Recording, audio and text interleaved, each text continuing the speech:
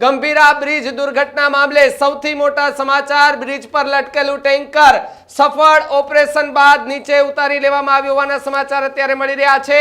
પર air tube install કરી અને આ ઓપરેશન જે છે તે પાર પાડવામાં આવ્યું છે। કેતન ગજ્જર છે તેમણે કહ્યું કે ગુજરાત નહીં દેશભરમાં જ્યાં પણ જરૂર પડશે ત્યાં અમે હાજર રહીશું। દીક્ષિત આપને તો ખબર છે ચેલેન્જ ઘણી હતી પણ ફાઇનલી ટ્રક સેફલી બહાર આવી ગયો। ખાલી આપના માધ્યમથી એટલો જ મેસેજ છે કે ફ્યુચરમાં બી ગુજરાતને કે ઇન્ડિયાને જ્યારે બી એનઈઆરસીની જરૂર છે ત્યારે અમે હંમેશા સાથે જ રહીશું। એટલે કોમ્બિનેશન આપણે એરલિફ્ટ ને પુલિંગનું કોમ્બિનેશન હતું, તેથી આપણે સ્ટ્રેન્જેક યુઝ કર્યા હતા જ્યાંથી આપણે ટ્રક ઉપર આપણે લોડ ના આપીએ ને સેફલી એને 900 મીટર દૂરથી આખું પુલિંગ કરીએ। સાથે જ આજે દ્રશ્યો તમે જુઓ કે જેની અંદર કઈ રીતે આખી કામગીરી કરવામાં આવી, ટ્રકને કઈ રીતે બહાર કાઢવામાં આવ્યો।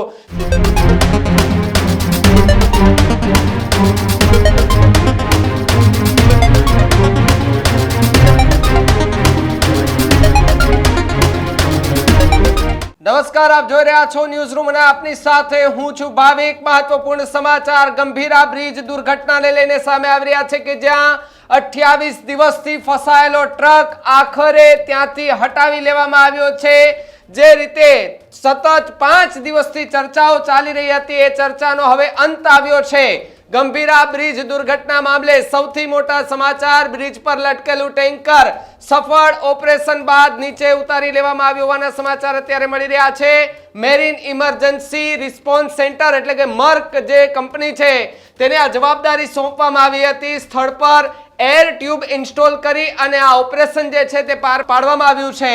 સાથે જ મેરીન ઇમરજન્સી રિસ્પોન્સ સેન્ટર મર્કના કેતન ગજ્જર છે તેમની સાથે ખાસ ન્યૂઝ રૂમે વાતચીત કરી છે અને કેતન ગજ્જર છે તેમણે કહ્યું કે ગુજરાત નહીં દેશભરમાં જ્યાં પણ જરૂર પડશે ત્યાં અમે હાજર રહીશું।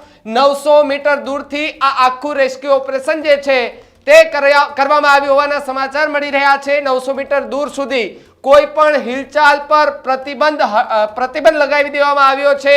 સાથે સાથે બ્રિજના ખૂણે એક 24/7 લાઈવ કંટ્રોલ રૂમ બનાવવામાં આવ્યો હતો જેથી સતત દેખરેખ કરવામાં આવી રહી હતી। ડ્રોન ટેકનોલોજીની મદદથી કંટ્રોલ રૂમ એ કાર્યરત કરવામાં આવ્યો હતો। સાથે સાથે વાત કરવામાં આવે તો બલૂન ટેકનોલોજીનો પણ આ રેસ્ક્યુ ઓપરેશનમાં ઉપયોગ કરવામાં આવ્યો હોવાની જે વિગતો જે છે તે અત્યારે મળી રહી છે। સાથે જ આજે દ્રશ્યો તમે જુઓ કે જેની અંદર કઈ રીતે આખી કામગીરી કરવામાં આવી, ટ્રકને કઈ રીતે બહાર કાઢવામાં આવ્યો। જે રીતે 28 દિવસથી સતત આ ટ્રકને લઈને ચર્ચા ચાલતી હતી તેનો હવે આખરે અંત આવ્યો છે। કંડલા પોર્ટ જે છે ત્યાં અને વાત કરવામાં આવે સાથે સાથે અલગ અલગ જ્યાં પણ આ રીતે રેસ્ક્યુ ઓપરેશન હાથ ધરવામાં આવે ત્યારે મર્ક નામની જે કંપની છે તેણે ઘણા બધા આવા ઓપરેશનો જે છે તે પાર પાડેલા છે।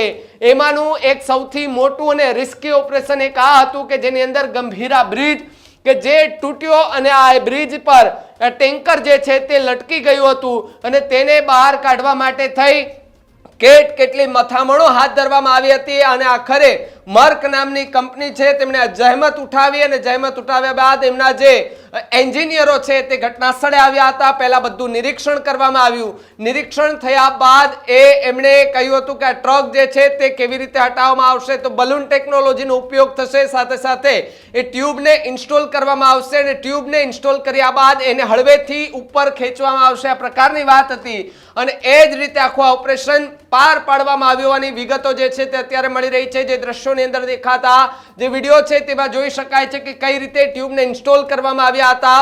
સાથે જ એ દોરડાથી લઈ અને તમામ જે વસ્તુઓ છે તે મર્ક નામની જે કંપની છે તેના જે એન્જિનિયરો તેમના જે લોકો છે એ બધું સાથે લઈને આવ્યા હતા। ત્યાંથી 900 મીટર દૂર એક કંટ્રોલ રૂમ તૈયાર કરવામાં આવ્યો હતો અને આ કંટ્રોલ રૂમની અંદરથી સતત દેખરેખ હાથ ધરવામાં આવી હતી કઈ રીતે આખું ઓપરેશન પાર પાડવું।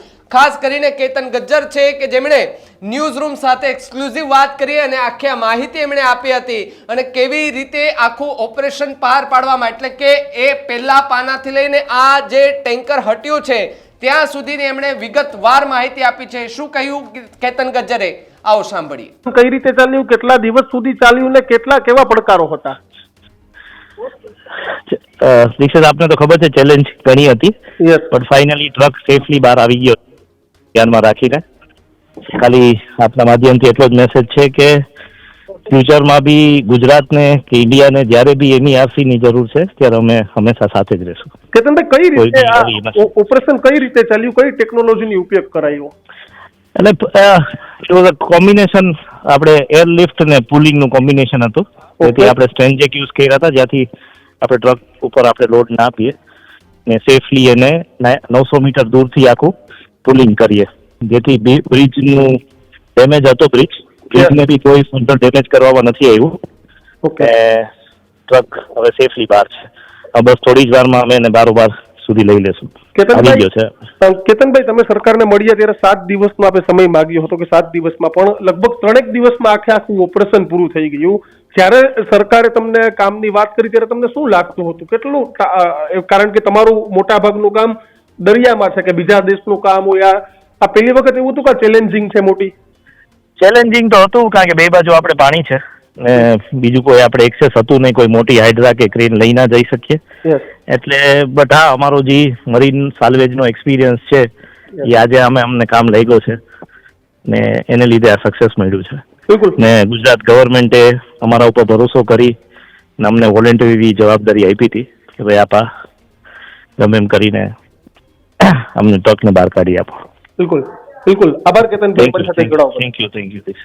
તો જે પ્રમાણે કેતન ગજ્જરે ન્યૂઝરૂમ સાથેની વાતચીત દરમિયાન એવું પણ કહ્યું છે કે જ્યારે પણ ગુજરાત, ન માત્ર ગુજરાત પણ દેશમાં જ્યારે પણ જરૂર પડશે ત્યારે અમે હાજર હોઈશું. એક દેશ પ્રેમ એ કેતન ગજ્જરે આ આખા ઓપરેશન પાર પાડ્યા બાદ એમણે કહ્યું છે કે દેશમાં ક્યાંય પણ અમારી જરૂર પડશે, મર્ક કંપની છે એ ઊભી રહેશે, ખડે પગે ત્યાં ઊભી રહેશે. એટલે ગુજરાતમાં જો આવી કોઈ ઘટના બને છે તો અમે એમને પણ એ સહયોગ આપી અને એમને પણ એ પાર પાડવા માટે કટિબદ્ધ છે, અને દેશમાં જો આવું કોઈ થાય છે તો અમે એને સેવા આપવા માટે પણ અમે જે છે તે કટિબદ્ધ જોવા મળીશું. એટલે આ એક ઓપરેશન ખૂબ જ મુશ્કેલ ઓપરેશન હતું અને તેને પાર પાડવા માટે મર્ક નામની જે કંપની હતી તેના જે લોકો હતા એ બધાએ ભેગા થઈ અને આ જે ટ્રક છે તેને એક ગંભીરા બ્રિજ ઉપર જે લટકી ગયેલા 28 દિવસથી લટકી ગયેલો જે ટ્રક હતો તેને આજે એ બહાર કાઢી અને ઓપરેશન પાર પાડ્યું છે.